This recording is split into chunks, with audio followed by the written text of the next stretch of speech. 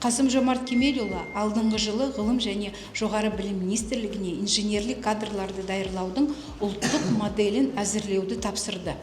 Аталған модель әзірленіп, оған Дәулет Серікбаев атындағы Шығыс Қазақстан техникалық университеті белсенді атсалысты. Модель Дублин, Сидней және Вашингтон келісімдеріне сәйкес 3 деңгейлі жүйені қамтиды. Ол техниктер, технологтар және кәсіби инженерлер. Модель MIT бастамасымен әзірленген, CDIO стандартына негізделген.